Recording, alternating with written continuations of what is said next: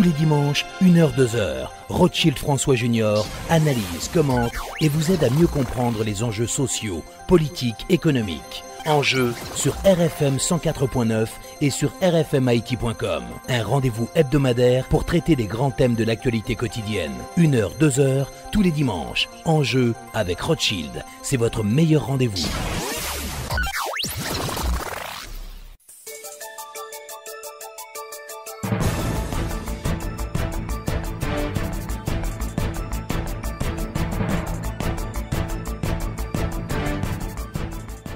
Mesdames et messieurs, bonsoir et bienvenue à l'émission Enjeux. Nos invités ce dimanche, les professeurs Auguste Demisa et Montferrier Dorval, répondront à nos questions sur la décision prise par le Sénat de la République de transférer le rapport d'enquête sur la gestion des fonds Petro-Caribé à la Cour des comptes et du contentieux administratif.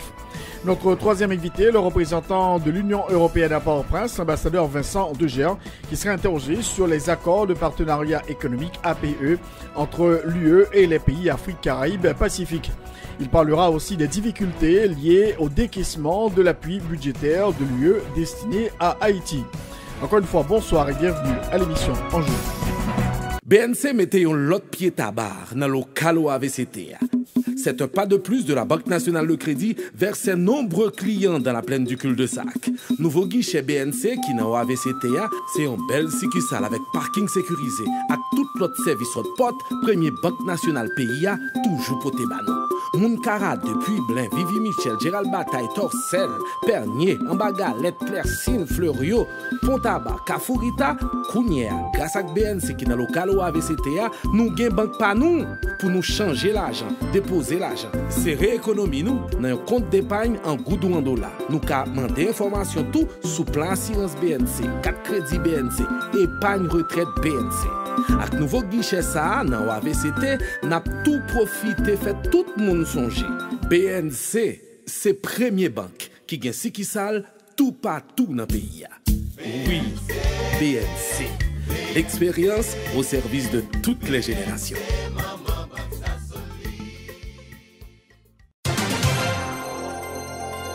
Tous les dimanches, 1h, 2h, Rothschild François Junior analyse, commente et vous aide à mieux comprendre les enjeux sociaux, politiques, économiques. Enjeux sur RFM 104.9 et sur rfmhaïti.com. Un rendez-vous hebdomadaire pour traiter des grands thèmes de l'actualité quotidienne. 1h, 2h, tous les dimanches. Enjeux avec Rothschild. C'est votre meilleur rendez-vous. Alors nous avons avec nous le professeur Auguste Demisa. On va faire le point sur plusieurs questions d'actualité. Professeur Demisa, bonsoir et bienvenue à l'émission Enjeux. Merci encore une fois et bonsoir à tout le monde. Alors, on va commencer tout d'abord avec le dossier qui fait l'actualité, le dossier Petro-Caribé, cette séance qui s'est déroulée au Sénat de la République où la majorité a décidé de confier, de transférer le dossier à la Cour des comptes et du contentieux administratif. Vous avez suivi la première séance, j'imagine, professeur Demisa ? Oui, jusqu'à fort tard dans la nuit, j'ai assisté à ce cirque de mauvais goût et où la vulgarité a primé, où l'incohérence a dominé, où le fanatisme aberrant, et tout fanatisme ne peut conduire un pays, un peuple, que vers l'abîme. Donc oui, malheureusement, j'ai suivi ça. Alors, on a eu cette séance qui s'est déroulée et le président du Sénat de la République a expliqué très clairement que c'est la majorité qui a décidé donc de transférer le dossier à la Cour des comptes et du contentieux administratif. Ah non, il y a eu la première séance du 31 janvier et il y a eu un report pour le 6 février. Subitement, il y a eu une séance à la cloche de bois où un ensemble d'individus que je me refuse, et je me refuserai dorénavant de qualifier de ce titre honorable de sénateur, ont violé les principes sacro-saints du savoir-vivre et ont organisé, comme diraient certains politiciens, une séance champoelle, entrant chacun d'entre eux vers la déchéance de toute forme caractérisant un être humain, donc un vertébré. Moi, je crois que ces sénateurs ont signé l'arrêt de mort du Sénat. Tout changement constitutionnel devrait éliminer ce repère d'individus sans vergogne, sans histoire personnelle, et sans perspective nationale. Donc là, je suis indigné et je pèse mes mots pour ne pas aller plus loin. Le président du Sénat de la République, l'honorable sénateur Joseph Lambert, il était sur les ondes de RFM, il a dit très clairement que voilà, c'est la majorité qui a décidé qu'on poursuive la séance et qui a décidé aussi de transférer le dossier, d'adopter cette résolution pour transférer le dossier Petro-Caribé à la Cour des comptes et du contentieux administratif, il a dit. 29 sénateurs étaient présents lors de la première séance et ils ont décidé, le bureau a décidé que ce dossier allait être porté encore à l'ordre du jour le 6 février 2018. Comment expliquer ce revirement? Les revirements de Toussaint Louverture nous ont conduits à l'indépendance. Le revirement de Joseph Lambert nous conduira obligatoirement vers la fin d'un cycle. Or, je le souhaite et je l'espère que ceux qui savent lire dans ce pays prennent le temps d'expliquer à ceux qui peuvent ne pas comprendre l'ensemble des enjeux autour du dossier Petro-Caribé, de l'expliquer en termes très clairs, que si nous ne relevons pas ce défi, définitivement, au lieu de nous qualifier du titre Haïti Thomas, on pourrait nous appeler Haïti, pays prônant, autorisant la corruption. Et je le redis, je l'avais dit une fois au cours d'une émission, et j'ai beaucoup été critiqué à cause de cette phrase, que ces sénateurs aient le courage de continuer leur œuvre, ces messieurs, ces individus, et de prendre une loi légalisant la corruption dans ce pays. À ce moment, les bien-pensants n'auront qu'à se taire et à fuir vers le Chili.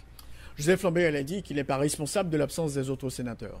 Nous avons 27 700 km². La plus longue distance à parcourir en Haïti est de 4 heures. Tous les sénateurs ont un téléphone. Tout le monde a WhatsApp. Il y a les médias, on aurait pu lancer un appel. Il n'a même pas à se justifier. Ce point n'aurait jamais dû être inscrit à l'ordre du jour, car il y avait une décision reportant la séance au 6 janvier. C'est un coup bas qu'on a donné aux autres. Et je me félicite, il y a certains proches du pouvoir en place qui ont pris la décision de ne pas se présenter, qui ont pris la décision de ne pas participer à ce crime contre l'existence même de l'État, la destruction de la République et cette conspiration contre toute forme de pensée contradictoire et aussi ce crime contre la dignité, contre le respect. Comment moi, enseignant, professeur d'université, conférencier invité sur le thème de la citoyenneté et l'engagement des jeunes, comment puis-je aller leur parler encore de ce pays, de ce rêve, de cette destinée que nous devons construire en commun, quand 17 individus, en dehors de tout principe minimal de respect de l'autre, ont organisé cette avancée fulgurante vers la déchéance? Je pense que M. Lambert aurait tout à gagner à se taire et de ne pas essayer de justifier ce comportement s'inscrivant dans une forme d'amoralité. Il n'y a même pas immoralité, il y a une absence totale de morale. Donc pour vous, professeur Auguste Demisa, vous dites que c'est un coup porté à la nation par les honorables sénateurs qui ont participé à cette séance?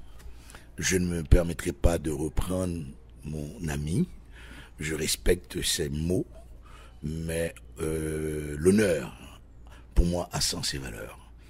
En ce sens, je reste attaché à l'étude de Corneille quand j'étais en 4e secondaire. Le sens de l'honneur, le sens de la rectitude. Non, ça je pense que l'honorable ne peut plus exister. Même le sénateur devrait disparaître.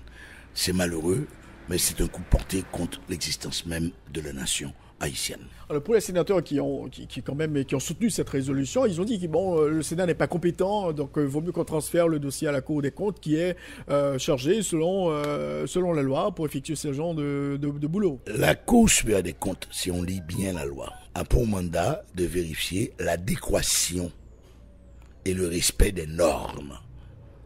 La Cour des comptes n'a pas pour mandat d'aller enquêter. Est-ce que le lampadaire vaut 37 000 gourdes ou vaut 75 000 gourdes? Ce n'est pas le mandat de la Cour supérieure des comptes. Pour l'histoire et la vérité, il faut aussi rappeler que la Cour supérieure des comptes a produit les rapports sur l'année budgétaire 2014-2015, 2015-2016 et jusqu'à date, les presses nationales d'Haïti refusent d'imprimer ces rapports. On n'a qu'à se rendre à la Cour supérieure des comptes et de s'informer. Il y a un blocage institutionnel. Or, ce blocage ne saurait être que présidentiel. En clair, vous ne faites pas confiance à la Cour des comptes Je ne dis pas que je ne fais pas confiance à la Cour des comptes. Au contraire, je respecte certaines décisions de la Cour des comptes. D'ailleurs, la Cour des comptes avait émis un avis que certains sénateurs ayant fait l'université, se disant médecins, avaient dit un avis n'a aucune valeur. Ça veut dire que ce médecin ne fait pas la différence entre un avis médical, un avis administratif et un avis d'un quelconque citoyen.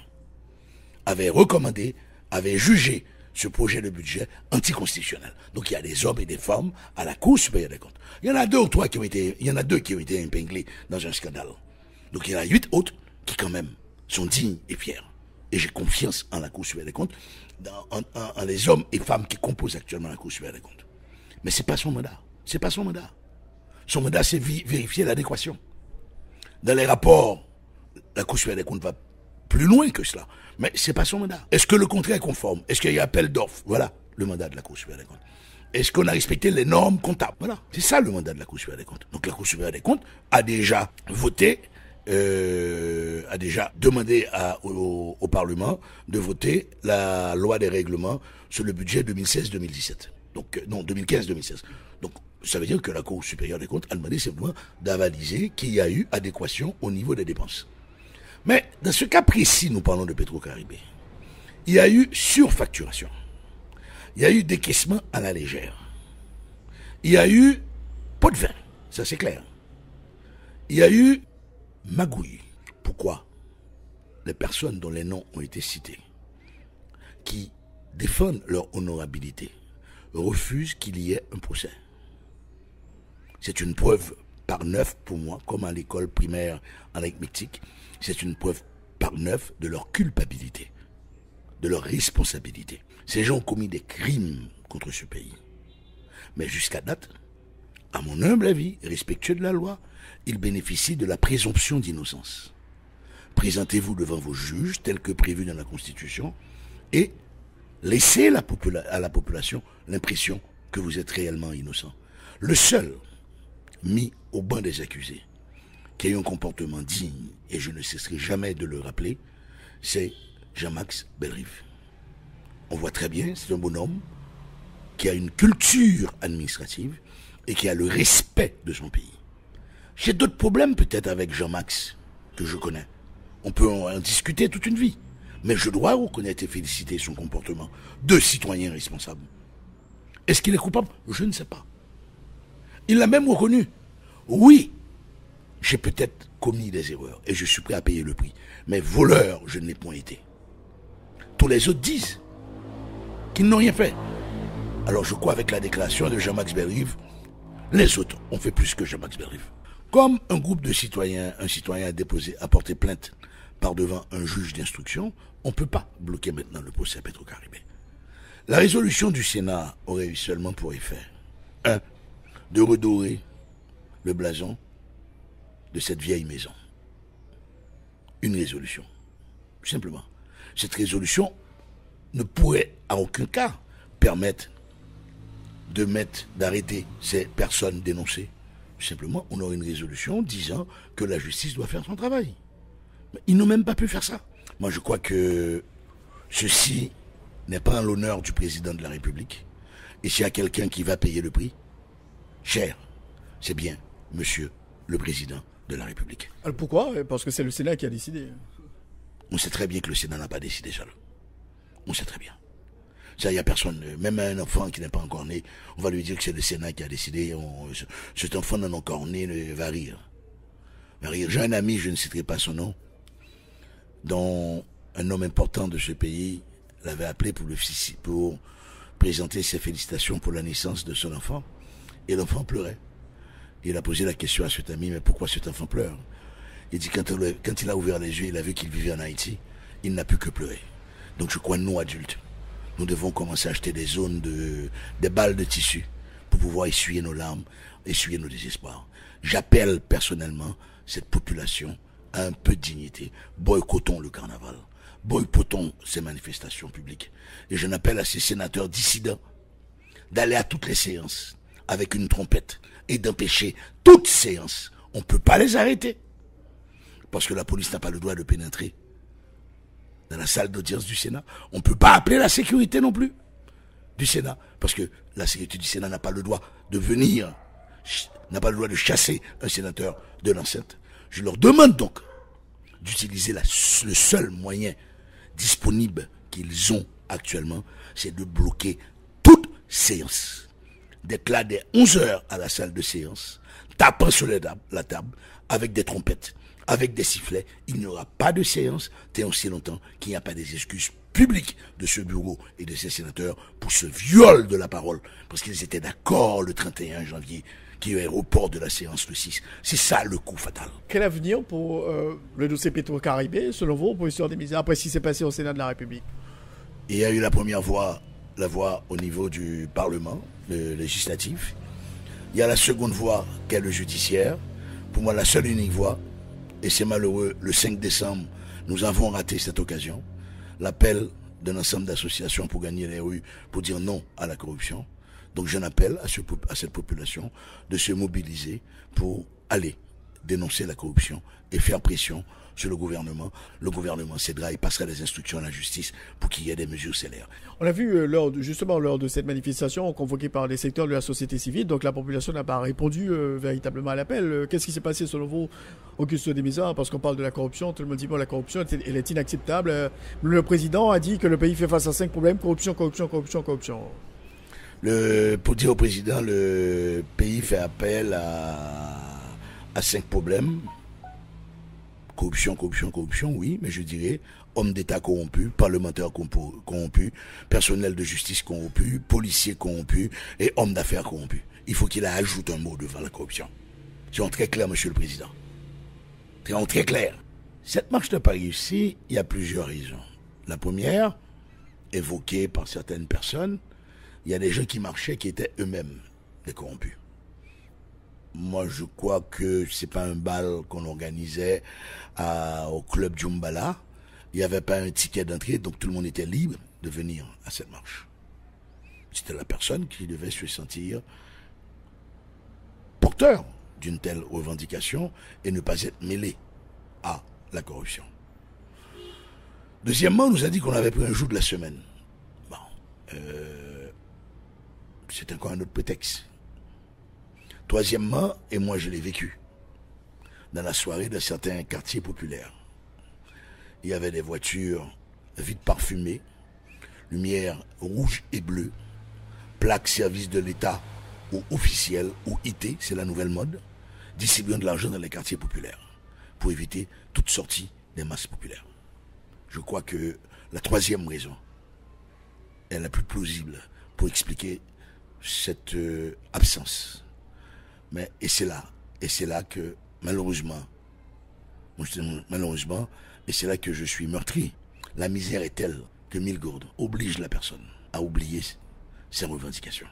Et c'est là que moi je condamne ceux qui se disent haïtiens, qui dirigent ce pays. Et il faut faire du bruit au niveau international et porter ce dossier, malheureusement, au niveau international, parce qu'au niveau national, on constate qu'il y a tellement de liens entre ceux qui sont et ceux qui ont été, si c'est au niveau national, sauf si qu'il y ait un vrai sursaut national, que la population décide de dire non et bloque ce pays pendant 24 heures, 24 sur 24. Nous bloquons ce pays pour forcer le gouvernement, l'appareil judiciaire, à mettre les mesures légales prévues. Je ne demande pas d'arrêter ces gens. Je demande, d'ouvrir l'instruction. Et là, on pourra s'arrêter, on restera tranquille. Comme vous dites, il y a la présomption d'innocence. Oui, il y a la présomption d'innocence. Je ne demande pas d'arrêter personne. Je ne demande pas de demander à quelqu'un qui a des biens en Haïti une mesure d'interdiction de départ. On peut dire à cette personne, vous n'avez pas le droit de quitter le pays. Voilà. Moi, voilà ce que je demande. J'exige, je ne demande pas, j'exige le strict respect de la loi pour que ces gens aussi, ceux qui ne sont pas coupables, puissent défendre leur honneur. Parce que moi, en tant que père de famille, je trouve ça délicat pour qu'à chaque jour, dans les dossiers, sur Internet, sur Facebook, sur WhatsApp, on cite le nom de votre mère ou de votre père. Ça, je trouve ça douloureux. Pour moi, comme ces gens ne sont pas des gens normaux comme nous, donc ils doivent être confortables. Donc, selon vous, le Sénat a vraiment fauté avec cette résolution prise sur le dossier Petro-Caribé? Ce bâtiment qui est au bas de la ville, pour moi, est mort et enterré. Moi, je vais plus loin. On doit se battre pour que dans la révision constitutionnelle, qu'on élimine cette histoire. Un Sénat, pour moi, comme je l'ai vécu, j'ai étudié au Canada, j'ai vu c'est quoi un Sénat. Je vois les Sénats à travers le monde. Ce sont des gens honorables. C'est pour ça qu'on les appelle honorables, d'ailleurs. Ce sont des gens honorables. Ce sont des gens de certain âge, qui ne courent pas après l'argent, qui ne prennent pas de photos avec des jeunes filles, les seins en l'air, qui ont le sens de l'honneur pour eux. Mais là, qu'est-ce que j'ai vu? J'ai vu une bande d'individus arrogants et défendant l'indéfendable, bloquant l'appareil judiciaire d'un pays. Donc moi, j'ai pas compris. J'estime que oui, nous n'avons fait qu'augmenter, qu'aggraver le déficit budgétaire, parce que c'est sûr que n'ayant rien en caisse, les gens n'ont pas payé leurs impôts, parce qu'il y a un refus aussi de payer pour cette gabegie. Les gens n'ont pas payé leurs impôts, donc il a fallu probablement que les institutions financières dégagent les fonds. Et comment vous voyez la situation globale aujourd'hui pour M. Auguste Desmeza? Nous devenons plus pauvres. Les derniers indicateurs nous montrent qu'on a eu une augmentation de 0,08% au niveau du taux d'inflation. Le déficit de la balance commerciale, c'est quand même cette année, frise les 5 milliards. C'est énorme. Frise les 5 milliards. Le déficit budgétaire est aussi énorme. Et voilà cette réalité que nous vivons. Donc je crois que le panier de la ménagère devient de plus en plus lourd à porter, quelles que soient ces conditions de vie. C'est que nous qui pouvions aller remplir notre panier, maintenant on doit faire des choix drastiques. On doit faire des choix drastiques entre tel produit jugé essentiel et non essentiel. Je crois que les importations, j'en parlais à un importateur de produits plus ou moins dits de luxe, charcuterie, fromage, ces importations ont considérablement chuté, parce que la classe moyenne ne peut plus se payer ça. Donc je crois que la situation économique décrit le désarroi.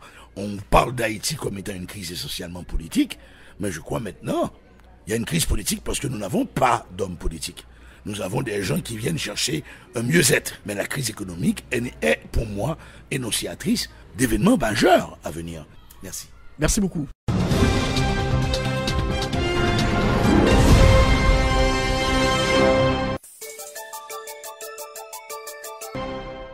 Nous avons avec nous Maître Montferrier Dorval. On va parler quand même de ce thème d'actualité, donc cette résolution adoptée par les sénateurs de la majorité pour transférer le dossier Petro-Caribé à la Cour des comptes. Donc ça s'est passé au Sénat de la République.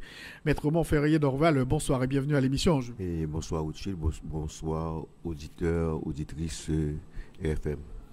Alors, Maître Dorval, tout d'abord, est-ce que vous aviez suivi quand même cette séance mercredi au Sénat de la République? Bon, j'ai suivi, je n'ai pas suivi la séance d'hier soir, mais j'ai suivi la séance de mercredi. Comment vous avez trouvé cette séance? Bon, j'ai suivi jusqu'à la fin, j'ai dormi très tard, j'ai regardé jusqu'à 3h du matin, après je me suis endormi. Et bon, il y a eu beaucoup de débats, il y a eu beaucoup de discussions, des fois ça a failli virer, et finalement, on a mis j'ai entendu que le président, après j'ai vu que le président avait déclaré suspendu la séance de mercredi et pour reprendre la séance mardi. Bon, mais comment j'ai trouvé, il y a un débat concernant la forme et un débat concernant le fond. Bon, en ce qui concerne le débat, c'était vraiment est-ce que le rapport de la commission était recevable. Est-ce que la question de savoir, est-ce que c'est la Cour des comptes qui était compétente pour faire le rapport? Bon, d'autres pensent le contraire. Donc, il y a beaucoup de discussions. Donc, finalement, on n'a pas pu trouver, le quorum était infirmé et le vote n'a pas eu lieu. Et ce n'est que ce matin, j'ai appris que le vote a eu lieu hier soir. Et c'est-à-dire que ça a eu lieu jeudi soir. Donc, et je dois vous dire que moi, on m'a dit qu'il n'y avait pas vraiment, il y avait le quorum pour le faire, mais les autres sénateurs avaient cru que, que la séance allait avoir lieu plutôt mardi. Bon, moi j'étais étonné d'apprendre que le vote a eu lieu jeudi soir. Alors, est-ce qu'on peut dire que c'est légal ce qui s'est passé? Parce que le président a dit qu'il appliquait, c'est la majorité qui a décidé. Bon, il y a les règlements, donc il faut voir au niveau des règlements intérieurs. Donc, comme le président, la séance était suspendue pour ça, pour mardi. Mais je ne sais pas pourquoi cette précipitation, pourquoi ils ont voté hier soir.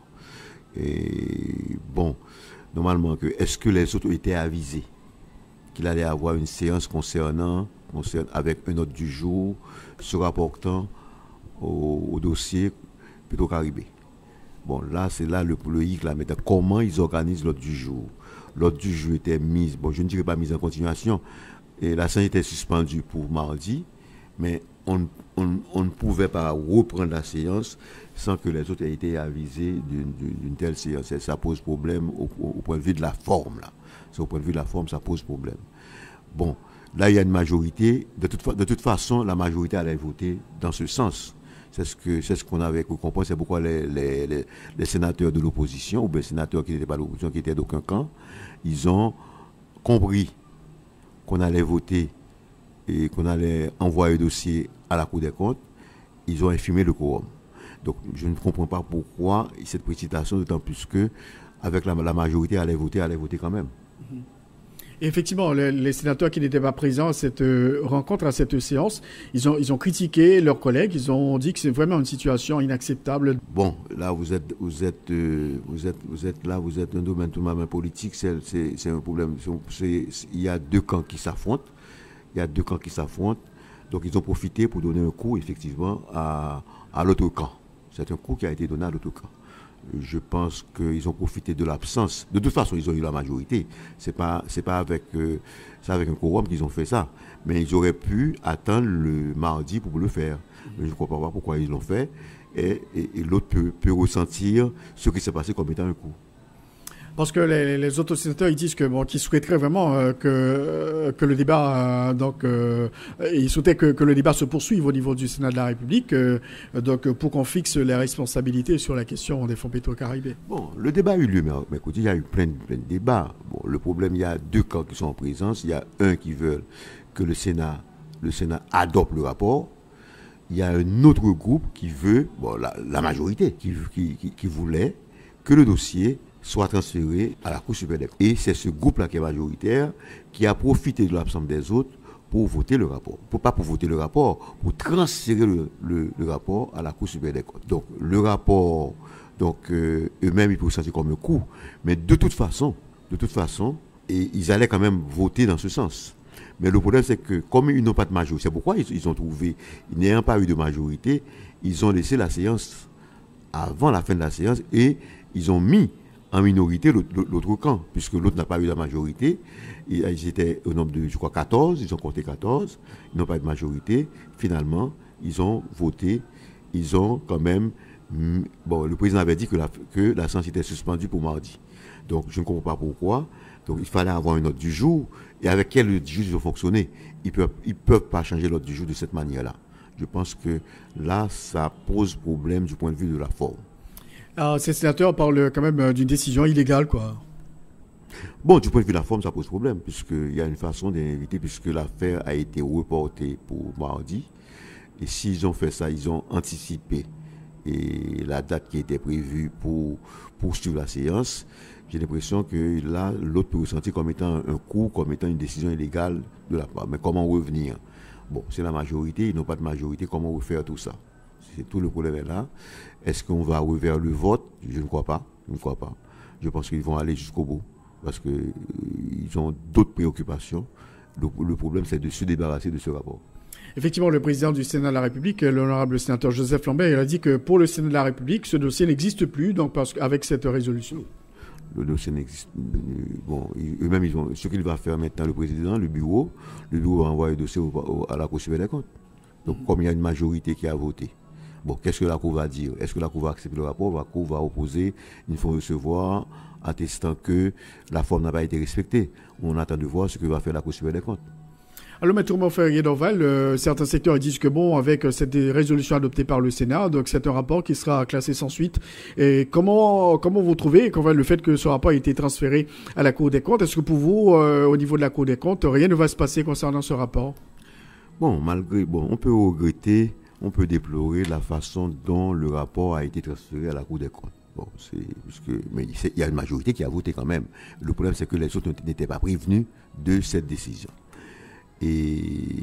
Mais, au contraire, moi, je pense que le dossier n'est pas classé, il ne sera pas classé. Il ne pourra pas être classé. Le dossier ne sera pas classé. Parce que, au contraire, la façon dont le dossier a été conduit, je pense que aurait pu classer le dossier, aurait pu provoquer le classement de ce dossier. Parce que j'ai l'impression que l'autre part, les personnes épinglées dans le rapport, ils sont des avocats. Il y a deux aspects qu'il faut voir. Il y a des gens qui sont épinglés dans le rapport qui n'étaient pas ministres. Il y a d'autres qui étaient des ministres. Si vous étiez ministre, si vous n'étiez pas ministre, donc le Sénat ne peut pas faire un rapport concernant le Petro-Caraïbes. Le Sénat, je pense que le Sénat était compétent pour le faire. Puisque ceux qui ne sont pas ministres ne relèvent pas du Sénat, en ce qui concerne la décharge, en ce qui concerne le contrôle financier.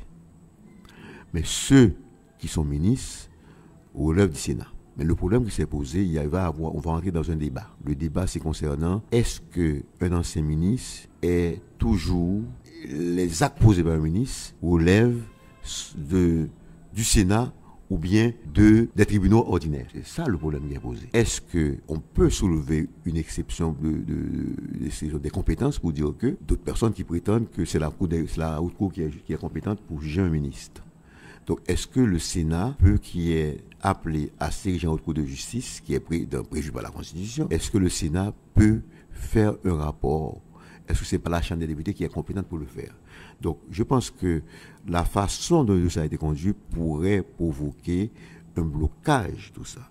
Moi, les autres partis, ceux qui ne sont pas les directeurs généraux, allaient soulever l'incompétence du Sénat.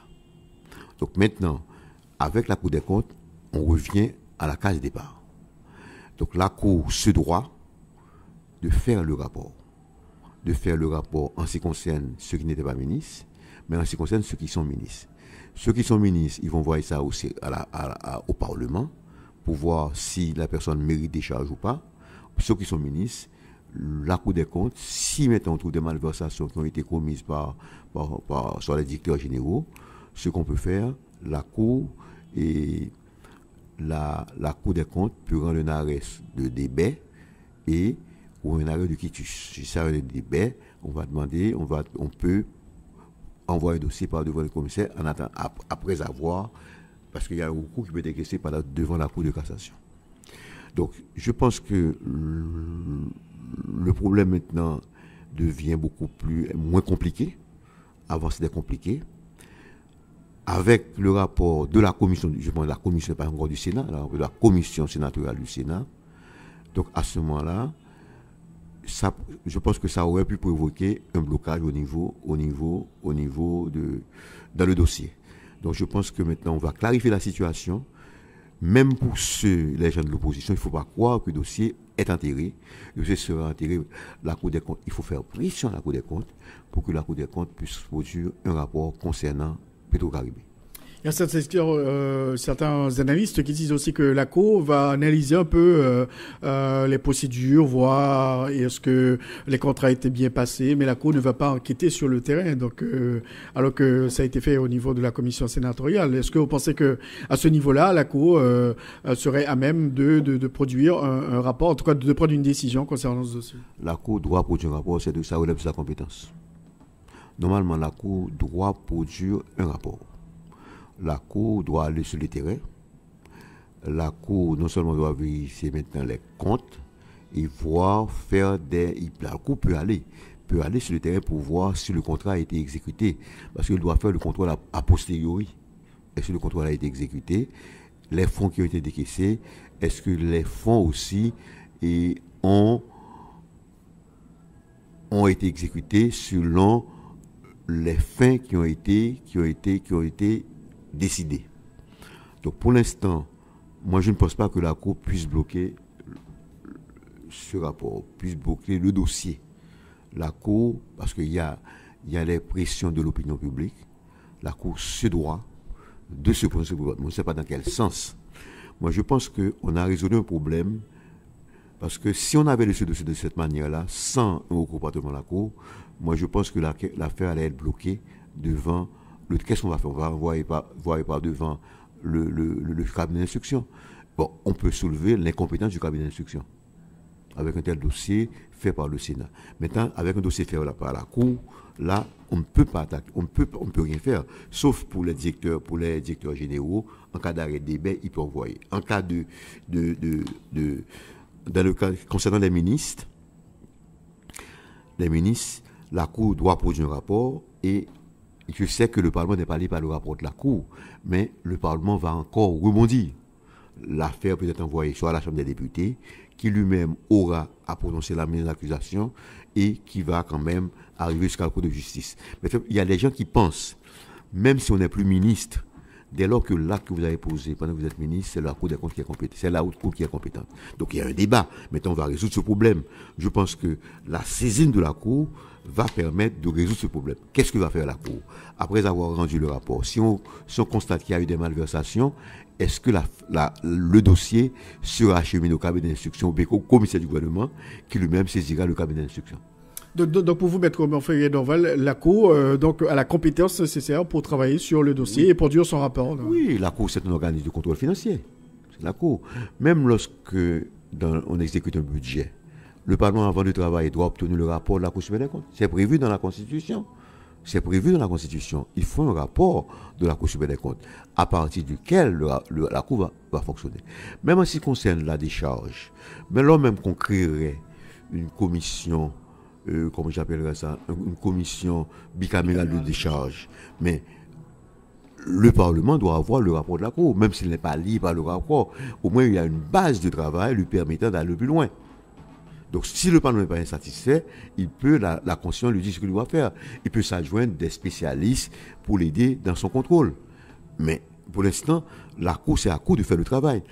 Et, d'après la Constitution, c'est la Cour des comptes qui a le droit, je répète, la Cour des comptes a le droit d'auditer les administrations publiques. C'est le rôle de la Cour. Elle a comme une compétence. On a créé l'ULCC.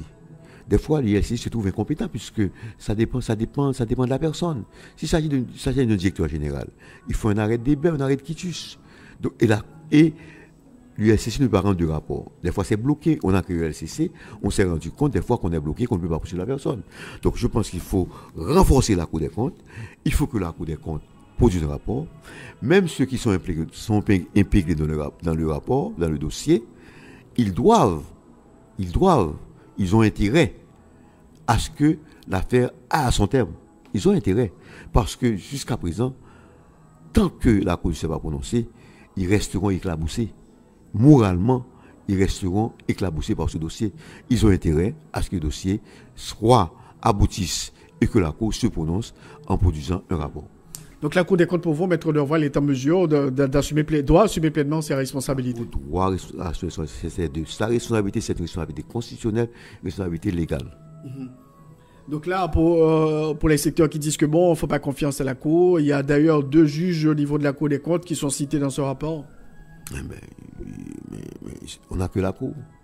Si on estime que les 2 juges ont commis des malversations, et il appartient au Sénat, le Sénat doit faire auditer la Cour.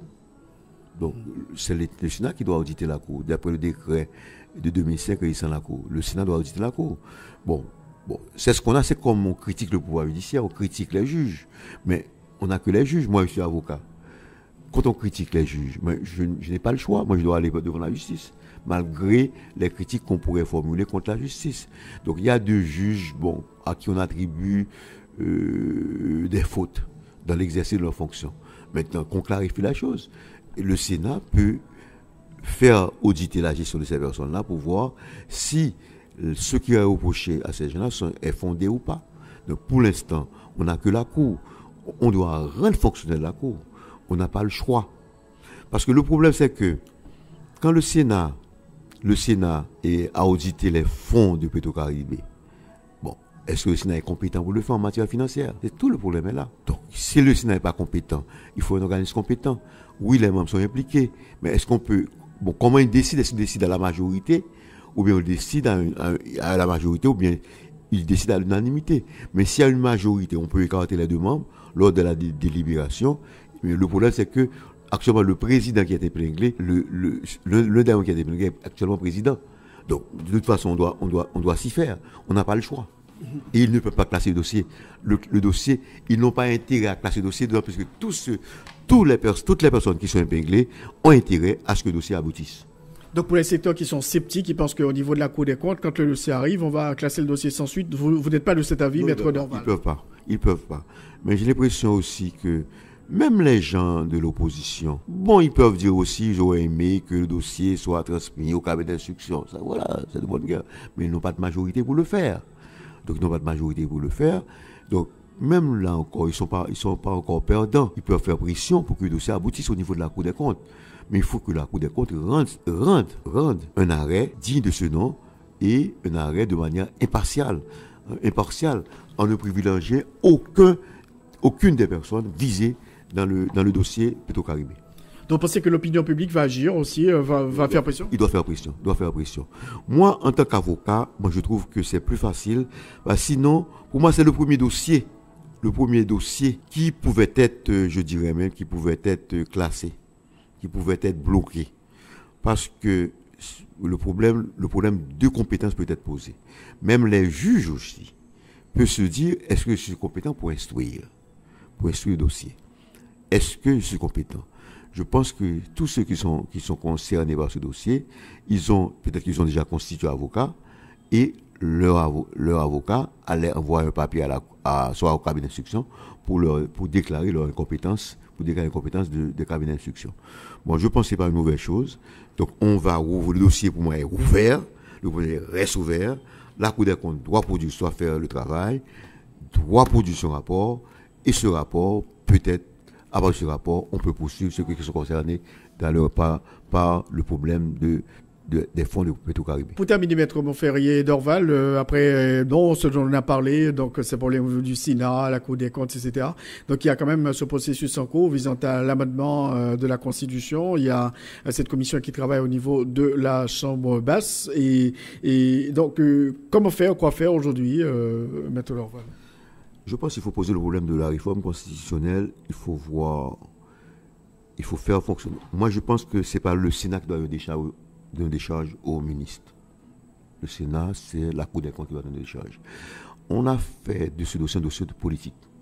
C'est ça le problème qui est là, dossier politique. Et on a l'impression que je peux dire maintenant, les commissaires voulaient acculer un camp. Et l'autre ne voulait pas se laisser faire. Donc je pense qu'il faut enlever cette compétence au Parlement de pouvoir donner des charges aux ministres. On a vu qu'il y a plein de ministres qui souffrent, qui ne peuvent pas avoir, qui ont servi l'État, qui peuvent avoir des dossiers. Donc la réforme constitutionnelle est nécessaire. Il faut aussi renforcer la Cour des comptes. Il faut que la Cour des comptes fasse son boulot. On a créé une belle institution qui est l'ULCC, mais l'ULCC aussi est bloqué aussi, parce que l'ULCC ne peut pas aller plus loin. Parce que quand on fait l'audit de la gestion d'un directeur général, mais s'il faut rendre un arrêt débet, l'ULCC ne peut pas rendre l'arrêt. On gaspille de l'argent pour rien, au lieu de renforcer la Cour des comptes, alors qu'on a créé une institution parallèle. Mais j'ai compris qu'effectivement, à l'époque, on ne pouvait pas, la Cour des comptes était influencée, on ne pouvait pas faire fonctionner la Cour des comptes, on a créé une institution. Donc maintenant, il faut renforcer la Cour des comptes. Et comment faire? Même le choix, parce que on dit que le Parlement est le bras technique, la Cour des comptes est le bras technique du Parlement. Moi, je ne suis pas d'accord. La Cour des comptes est indépendante. Il a un mandat de 10 ans. La Cour des comptes ne relève pas du Parlement. Ils sont inamovibles. Donc, ils sont indépendants non seulement vis-à-vis de l'exécutif, mais aussi du Parlement. La Cour des comptes le Parlement ne doit pas influencer le Parlement. C'est pourquoi le travail doit être un travail technique. Est-ce qu'il y a eu malversation au niveau dans le cadre de la gestion des fonds de Petro-Caribé? Mais qui doit dire c'est la Cour des comptes? Moi, j'ai vu un rapport de la Cour des comptes française sur l'aide de la France en Haïti. Le dossier ne peut pas être fermé. Moralement, les noms de ceux qui sont cités dans le rapport, ceux qui sont cités dans le rapport, sont entachés. Comment enlever cette tâche à ces personnes? C'est la Cour des comptes qui doit rendre le rapport de manière partielle pour voir qu'est-ce qui s'est passé, s'il y a eu des gens qui ont dilapidé les fonds de Petro-Caribé, qu'ils soient poursuivis devant la justice. Mais ce qu'on constate maintenant, on constate qu'il y a un blocage. Dès lors qu'on pressent que vous pouviez être candidat, soit au Parlement, ou à la Chambre des députés, ou au Sénat, à la présidence, le Parlement vous bloque. Et j'ai dit tout récemment qu'on a restauré la mort civile dans le pays. Et même la mort politique. La personne qui a servi l'État, qui est ministre, il ne peut pas être ministre à nouveau, parce qu'il ne peut pas être décharge. Il ne peut pas être candidat au Sénat, il peut être candidat à la Chambre des députés, il peut pas être candidat à la présidence. Donc, ceci veut dire qu'est-ce qu'il fait? Il est condamné à faire quoi? Alors qu'il est là pour travailler. Donc, qu'on fasse fonctionner l'institution de façon à ce que le pays fonctionne. Le problème vient du fait que, le problème est posé du fait que la Cour des comptes n'a pas fait son travail. C'est son problème qui est posé. Il faut faire fonctionner la Cour des comptes. Le président prétend qu'il va combattre la corruption. C'est ce qu'il a dit. Il a dit qu'il y a 5 mots dans le pays. Corruption, corruption, corruption. Mais il faut poser des actes. Qui peut dire qu'il y a... C'est la Cour des comptes. Il faut faire fonctionner la Cour des comptes. Mais la Cour des comptes, le président, en tant que le chef de l'État, je dis, doit rencontrer les membres de la Cour des comptes et les faire travailler, entendre est-ce qu'ils ont des problèmes, comment renforcer cette institution, de façon à produire le travail.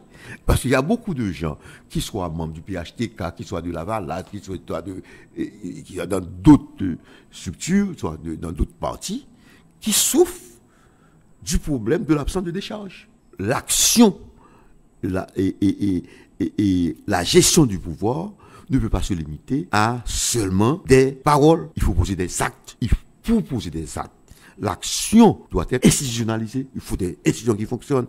Il faut faire fonctionner la Cour des comptes. Parce que la Cour des comptes, le problème qui est posé là maintenant, parce qu'il y a des gens qui sont proches du président qui sont épinglés, ce problème vient du fait que la Cour des comptes n'a pas produit son rapport. La Cour des comptes aurait dû produire le rapport sur le Petro-Caribé. La Cour des comptes aurait dû se saisir de ce dossier. Merci beaucoup, Maître Montferrier Dorval, d'avoir été l'un des invités à notre émission aujourd'hui. Merci beaucoup. Merci, Rothschild, et à bientôt.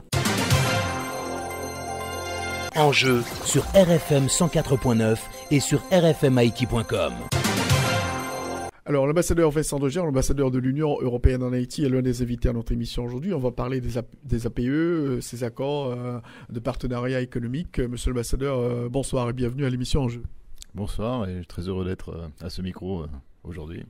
Alors, à la faveur de cette conférence organisée par la Chambre franco-haïtienne de commerce et d'industrie sur les APE, justement, donc il y a eu beaucoup de débats à l'hôtel El Rancho. Parlez-nous un peu, c'est quoi les APE, Vincent Deger ? Les APE, ce sont, nous on appelle ça les instruments de développement. Alors c'est aussi des accords commerciaux entre l'Union européenne et les pays d'Afrique, Pacifique et Caraïbes. Mais je dirais pour nous, ça rentre dans l'arsenal des mesures de développement. On a nos fonds européens de développement qui vient en appui, en aide, effectivement, pour aider les pays à se développer, à stimuler leurs infrastructures et leurs investissements. Mais en même temps, il faut aussi, je crois, développer les échanges mondiaux, les échanges commerciaux. On l'a vu, les développements des échanges commerciaux créent de l'emploi, créent des dynamiques dans les différents pays, donc il faut utiliser cet instrument aussi. Alors on le fait de manière évidemment prudente d'un certain point de vue, puisque c'est un accord qui s'étend sur une grande durée, sur plus de 25 ans, et qui est, comme on dit, asymétrique. Donc on ouvre tout de suite le marché européen pour les produits venant de ces pays. Et pour Haïti, ça serait le cas si Haïti ratifiait cet accord. Et inversement, Haïti a des mesures de protection qui peuvent appliquer sur toute la durée avec un démantèlement graduel de ces tarifs douaniers, ce qui lui permet de protéger son industrie, voire même, dans certains cas, d'exclure certains produits qui ne sont pas couverts par l'accord, ce qui permet effectivement de protéger certaines industries particulièrement fragiles ou les industries naissantes, par exemple. Alors, ambassadeur Deger, vous avez dit que c'est pas un accord de libre-échange. C'est un accord de libre-échange et ça ne l'est pas en même temps parce qu'il a cette nature un peu hybride, entre guillemets, que j'expliquais tout à l'heure, avec cet aspect asymétrique.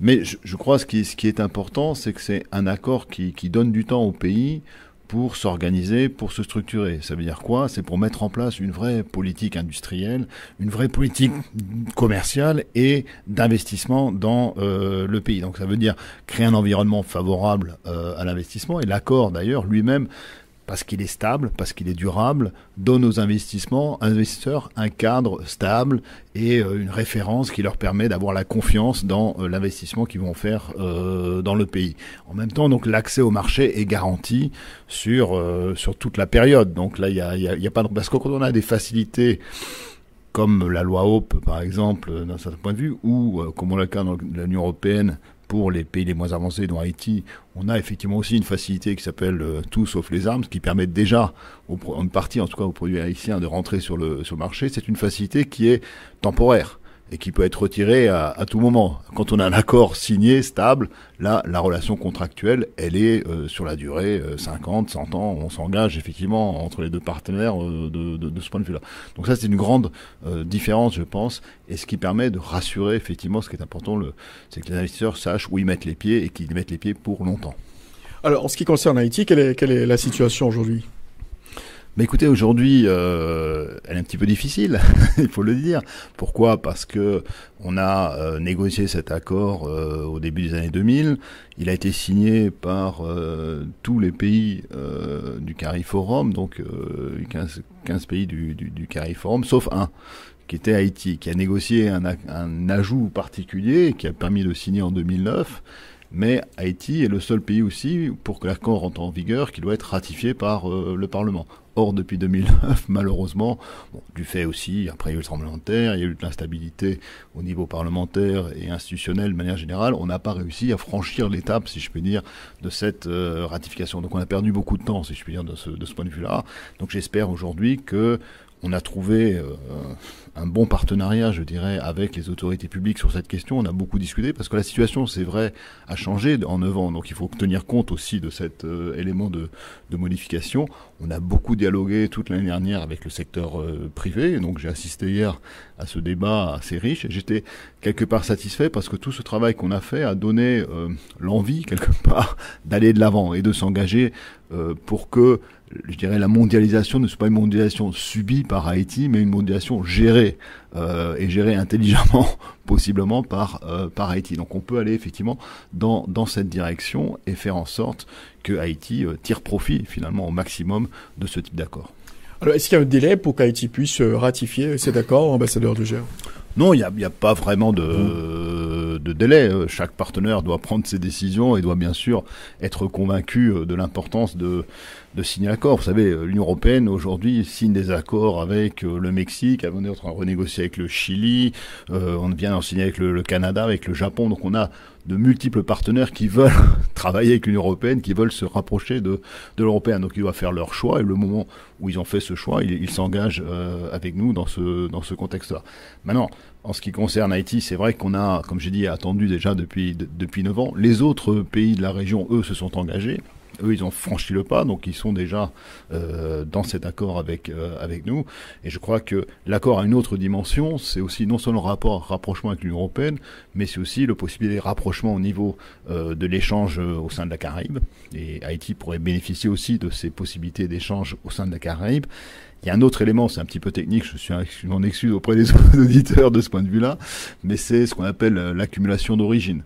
Ça veut dire que des produits qui sont fabriqués en partie dans les pays voisins d'Haïti pourraient être ensuite emmenés en Haïti, subir une ouvraison, un travail additionnel, une valeur ajoutée additionnelle, et à ce moment-là, ils deviennent des produits comme s'ils étaient originaires d'Haïti et ils peuvent rentrer sur le marché communautaire en exemption de droits de douane et de contingent. Donc ça offre à Haïti la possibilité d'être ce qu'on appelle un hub, donc une possibilité effectivement de plateforme où on peut travailler et réexporter vers le marché européen. Donc il y a ces facilités qui sont en partie un petit peu utilisées déjà dans le cadre de Codévi dans le nord du pays, mais à mon avis pas de manière très très organisée et suffisamment organisée. Et je pense que les potentialités sont encore beaucoup plus grandes pour Haïti de ce point de vue-là.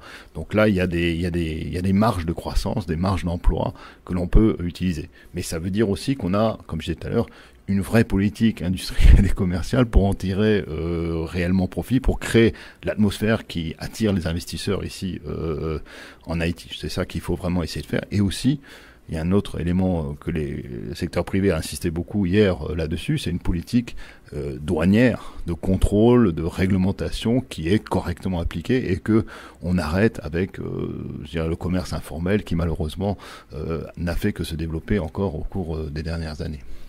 Donc ça veut dire qu'il n'y a pas vraiment un échéancier. Donc est-ce qu'il y a un échéancier? Sinon Haïti va rester au bord de la route? Je dirais le plus tôt sera le mieux, très honnêtement, parce que je crois que Haïti est tout à fait capable de profiter de l'accord. Il y a un autre élément que je crois qui est très important, c'est que nous avons, dans le cadre de cette politique des APE, des mesures d'accompagnement. Mesures d'accompagnement à la fois pour stimuler le secteur privé, mesures d'accompagnement pour aider à la mise en application de l'accord, parce qu'il faut aussi que Haïti prévoit quels sont les domaines, par exemple des services qu'il souhaite libéraliser et ceux qu'il souhaite au contraire garder en protection. Donc il y a un travail additionnel qui doit être fait dans le cadre de la mise en œuvre de l'accord et qui sont importants. Et puis il y a les autres mesures d'accompagnement, dont les politiques douanières, les politiques en matière de standards phytosanitaires pour que les produits qui sont apportés soient des produits de qualité qui répondent aux exigences de qualité nutritionnelle et de sécurité pour les citoyens haïtiens qui vont les consommer. Donc il y a tout ça qui fait partie, si je puis dire. Donc ces programmes sont en cours de négociation aujourd'hui. On va arriver, je pense, à la finalisation de cette négociation aux alentours du 15 ou du 30 mars. Voilà. Moi, j'aurais voulu, si vous voulez, espérer quelque part qu'on puisse aller, d'autant plus que l'accord a déjà été mis, je crois, plusieurs fois à l'ordre du jour de l'Assemblée nationale l'année dernière, en fin d'année, mais on n'a pas réussi encore à avoir un débat au sein du Parlement sur ce thème. Donc moi, ce que je souhaite, c'est que si le gouvernement le souhaite, bien sûr, c'est au gouvernement de décider, si le partenaire privé le souhaite, mais il semble être d'accord sur cette question aujourd'hui, qu'ils engagent ce débat avec le Parlement et qu'on puisse avoir un échange fructueux avec tous les parlementaires sur ce thème. Ambassadeur Lugia, pourquoi Haïti a-t-il intérêt quand même à ratifier un tel accord? Parce qu'il y a quand même des APE sceptiques qui disent que bon, Haïti est trop petit économiquement, va se faire avaler, on va faire une bouchée d'Haïti dans le cadre de la signature, de la ratification des accords de partenariat économique. Bon, plusieurs éléments à cela.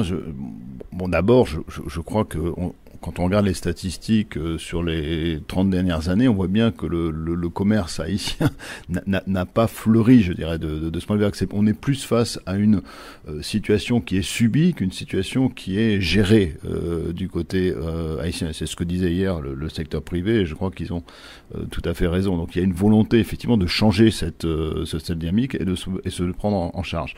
Et quand on regarde les situations d'autres pays d'Afrique, par exemple, qui ont signé, comme la Côte d'Ivoire, ou le Ghana par exemple, ils ont après signature de l'APE multiplié entre 2,5 et 4,5 le commerce avec l'Union européenne, si vous voulez. Donc leurs exportations vers le marché européen, le cacao par exemple pour la Côte d'Ivoire. Et Haïti a aussi des potentialités extrêmement importantes dans ce domaine. Il y a des possibilités de croissance, il y a des possibilités d'investissement aussi, comme je disais tout à l'heure, qui sont là. Aujourd'hui, l'Union européenne est le premier investisseur en République dominicaine. Aussi parce que la République dominicaine est rentrée effectivement dans cet accord. Donc il y a là des possibilités. Encore une fois, ça n'est pas une automaticité. Il faut qu'il y ait derrière deux véritables politiques qui soutiennent effectivement cette atmosphère qui est propice au développement de l'entrepreneuriat et propice à l'investissement ici en Haïti. Donc il y a quand même des secteurs qui seront protégés dans le cadre de ces accords. Oui, bien sûr, je disais tout à l'heure, il y a une liste de à peu près 900 lignes tarifaires qui sont protégées déjà. Donc, alors justement, parmi les discussions que l'on a eues avec les autorités, il y avait la question, depuis 2009, peut-être qu'il faut revisiter, si je puis dire, en partie cette liste. Donc on a marqué une certaine disponibilité pour effectuer cet exercice. Et puis, il y a une liste additionnelle qui, elle, concerne exclusivement le commerce binational. Donc, il y a là aussi une liste additionnelle de 150 lignes tarifaires à peu près qui concerne le commerce binational. Donc, il y a déjà des mesures protectrices, si je puis dire, qui ont été mises en place, choisies par les autorités haïtiennes. C'est elles qui ont négocié ces listes et que nous avons, en tant qu'Union européenne, bien sûr, acceptées et que l'on soutient. Mais encore une fois, c'est probablement pas suffisant. Comme j'ai dit tout à l'heure, je pense qu'il y a des mesures de contrôle douanier qui doivent être mises en œuvre. Hier, je suivais avec grand intérêt l'exposé de l'expert qui était là, M. d'Orsainville, qui a analysé tous ces chiffres, et il mettait en évidence sur la table les différences entre ce que déclare l'État dominicain en termes d'exportation officielle vers Haïti et de l'autre côté haïtien, ce qui est reçu comme importation au niveau là. Il y a un écart entre 20 et 35. Donc c'est considérable. Donc où passent finalement ces flux commerciaux? C'est une grande question. Donc je crois que la coopération douanière entre les deux, la capacité de percevoir les taxes au niveau de l'importation par les autorités haïtiennes est une source aussi de recettes fiscales pour l'État haïtien lui-même. Donc je pense que la mise en œuvre de l'APE, quelque part, peut aider à faciliter, à mettre en place ces politiques qui soient plus fortes et plus dynamiques au niveau de l'État haïtien. Justement, dans le cadre de la signature éventuelle de ces accords avec l'Union européenne, les APE, il y a le facteur de la République dominicaine qui entend en compte la question de la contrebande à la frontière. Oui, tout à fait. C'est une des grandes préoccupations qui avait été évoquée par le secteur privé. Et là, je crois que si j'écoutais hier le représentant du Forum économique qui disait très clairement, il faut faire un choix. Où on fait le choix de laisser faire et on ferme les yeux sur ce qui se passe sur ces zones, ou on fait le choix effectivement de mettre en place des contrôles qui soient efficaces, réglementés et qui permettent à l'État haïtien de se gérer correctement au niveau des flux commerciaux. Alors, dans le cadre des APE, donc, vaut mieux que Haïti, malgré la taille faible de son économie, il vaut mieux qu'Haïti monte sur le terrain au lieu de déclarer forfait, si je peux m'exprimer ainsi. Mais je crois que Haïti, n'a pas d'alternative. Si, il y a une alternative, c'est de laisser les choses continuer comme elles existent depuis. Mais on voit bien où ça a mené l'économie haïtienne aujourd'hui, avec des importations qui ont explosé. On voit ça, la balance commerciale, c'est assez dramatique, pas simplement avec la République dominicaine, mais avec d'autres partenaires également. Donc il faut probablement essayer d'inverser cette logique d'importation, de situation de rentier quelque part, et au contraire rentrer dans une dynamique de production, d'action industrielle, et d'attirer, comme je disais tout à l'heure, parce que le développement de l'économie haïtienne, je ne crois pas qu'il se fera par des fonds publics ou de l'aide publique au développement. En partie, bien sûr. Mais ce qui dynamisera, effectivement, créera de la richesse, créera de l'emploi, c'est la capacité d'Haïti à avoir des investisseurs nationaux, comme des investisseurs nationaux qui créent de l'industrie, qui créent de la richesse, qui créent de l'exploitation agricole, et que l'on puisse créer des emplois et exporter aussi cette valeur ajoutée haïtienne qui a existé dans le passé et qui, quelque part, aujourd'hui, malheureusement, a un peu disparu, qu'il faut faire renaître quelque part. Donc, en ratifiant les accords de partenariat économique, donc ça pourrait ouvrir la voie à l'arrivée d'investisseurs européens en Haïti, booster les emplois, booster le secteur privé. Tout à fait, c'est ça la logique dans laquelle on souhaite s'inscrire. Mais encore, je le répète, c'est pas une recette miracle.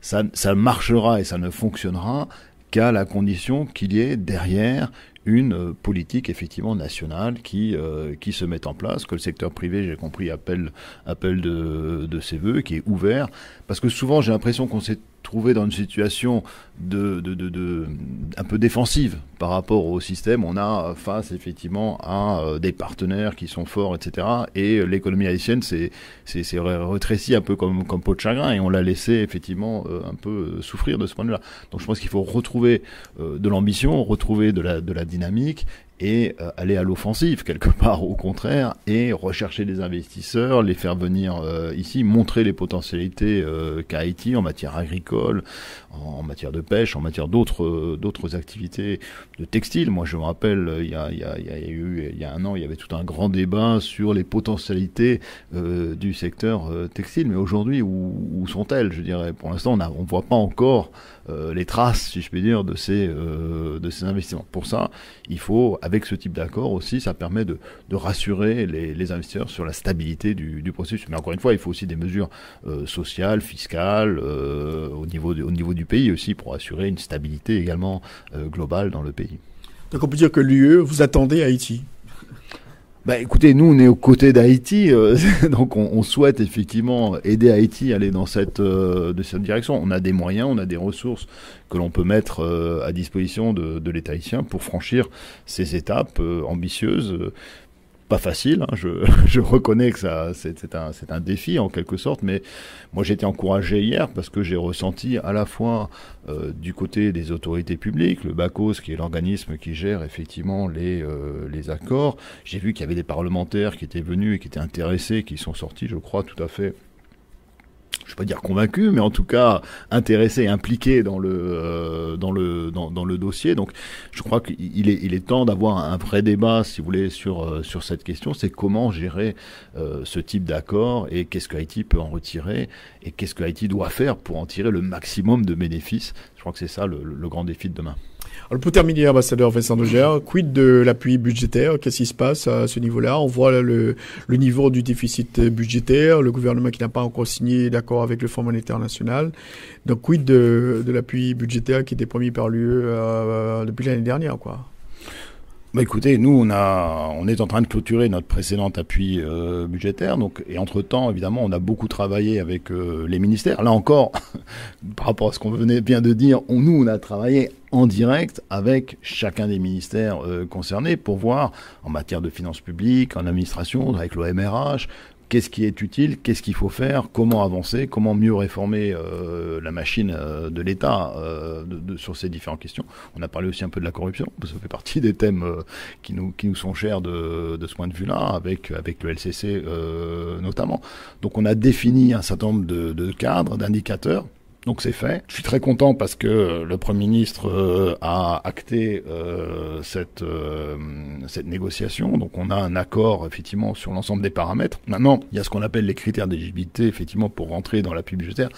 L'un d'entre eux, c'est une stabilité effectivement financière et macroéconomique. Donc quand le président était à Bruxelles, effectivement, on a évoqué cette question avec le commissaire Mimica et qui lui a demandé effectivement de voir comment faire pour le plus tôt possible arriver à un accord avec le FMI.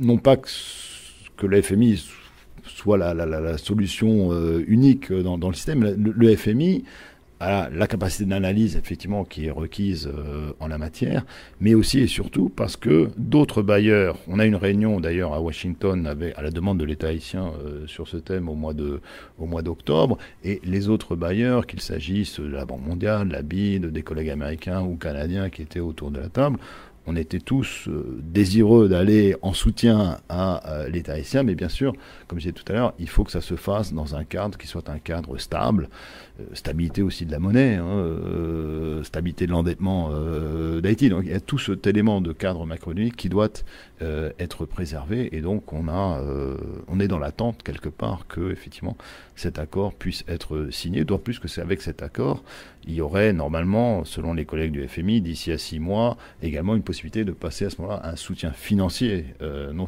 simplement un encadrement économique, mais un soutien financier lui-même du FMI lui-même. Donc il y aurait l'Union européenne, le FMI, peut-être d'autres bailleurs qui viendraient aussi en appui, et puis éventuellement d'appui budgétaire pour l'État haïtien. Donc il y a toute une dynamique, si je puis dire, qui doit s'enclencher derrière, mais il faut passer ce premier cadre, si je puis dire, qui est celui de l'accord. J'en ai parlé avec le ministre de l'économie et des finances lorsqu'on a eu notre dialogue politique il y a 3 jours, et il m'a dit qu'il travaillait abondamment sur ce dossier. Bon, ça fait plusieurs mois qu'ils sont en discussion. Moi, ce que j'espère, c'est que, comme on m'a dit, soit avant Carnaval, soit après Carnaval, qu'on ait effectivement un accord qui soit finalement trouvé. Avec le Fonds monétaire international. Donc, c'est combien le montant de l'appui de l'Union européenne, l'appui budgétaire? Le montant de l'appui budgétaire est de 100 millions d'euros, plus 20 millions d'appui technique qui est offert aux différents acteurs de cet appui budgétaire, comme c'est le ministère des Finances, l'OMRH, le ministère de l'Éducation également, parce qu'on a une partie éducation, l'ULCC, donc on a l'Institut statistique haïtien. Parce que ça aussi, on en parlait tout à l'heure en parlant des politiques et de l'absence de résultats tenables. Nous, ce qu'on souhaite aussi, c'est qu'on renforce la capacité effectivement de mesurer les politiques publiques, d'avoir des indicateurs qui nous permettent de dire oui, on a fait avec tel investissement public de l'État ou des bailleurs, on a fait telle et telle politique. Quels sont les résultats de cette politique en termes chiffrés? Et si on a des indicateurs, on peut éventuellement en discuter d'abord de manière objective et le cas échéant, si nécessaire, en cours de route, réorienter la politique s'il y a besoin de la réorienter. Donc en clair, si les conditions ne sont pas réunies, donc ces fonds, en tout cas cet appui budgétaire espéré de l'Union européenne n'arrivera pas. Bah écoutez, moi je suis pas dans cet état d'esprit. Hein. Je veux dire, nous on a travaillé abondamment avec tous les partenaires haïtiens pour que cela aboutisse. Il faut que la condition soit réunie. Quand même. Oui, bien sûr, j'ai espoir et le ministre de l'économie et des finances m'a dit qu'il y travaillait. J'ai toute confiance dans ses propos, donc je pense que lui aussi essayera de trouver la formule et les solutions qui permettront de débloquer cette situation. En tout cas, nous on est prêts. On est dans les starting blocks, si je puis dire, pour non seulement sur les aspects de décaissement éventuels de l'appui budgétaire, mais aussi surtout sur les aspects de réforme, parce que derrière tout ça, il y a des réformes fondamentales. Je veux dire, au niveau, comme je disais tout à l'heure, de la politique fiscale, on veut favoriser aussi l'établissement d'agences locales des impôts pour être plus présent sur le territoire, pour une meilleure perception de ce point de vue-là, avec bien sûr en partenariat avec les acteurs locaux dans ce point de vue-là. On veut aussi aider à fusionner les informations entre la DGI et la direction des douanes. Donc il y a des tas de choses qui vont aider structurellement, si on veut, l'État à avoir une meilleure perception et rentrer de ces recettes fiscales et douanières. Voilà, il y a tous ces efforts sont là. Bon, maintenant, il faut qu'on passe effectivement à la phase de mise en œuvre. Donc, ça passe d'abord par la signature, effectivement, de notre appui budgétaire qui, avec le préalable de l'accord avec le FMI, effectivement. Merci beaucoup, ambassadeur Vincent Legendre, d'avoir été l'un des invités à notre émission aujourd'hui pour parler des APE et on peut aussi parler de cet appui budgétaire en attente. C'était un grand plaisir. J'espère avoir été assez clair pour tous les auditeurs et j'espère qu'on se reverra très bientôt pour célébrer ce lancement de l'appui budgétaire. Merci. Enjeu avec Rothschild, c'est votre meilleur rendez-vous.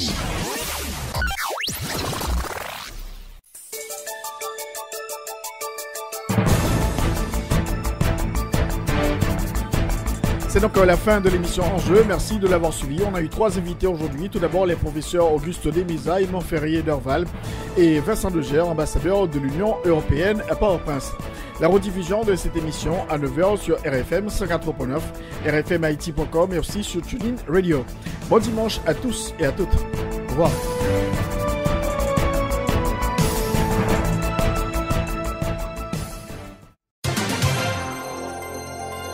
Tous les dimanches, 1h-2h, Rothschild François Junior analyse, commente et vous aide à mieux comprendre les enjeux sociaux, politiques, économiques. Enjeux sur RFM 104.9 et sur rfmhaiti.com. Un rendez-vous hebdomadaire pour traiter des grands thèmes de l'actualité quotidienne. 1h-2h, tous les dimanches. Enjeux avec Rothschild, c'est votre meilleur rendez-vous.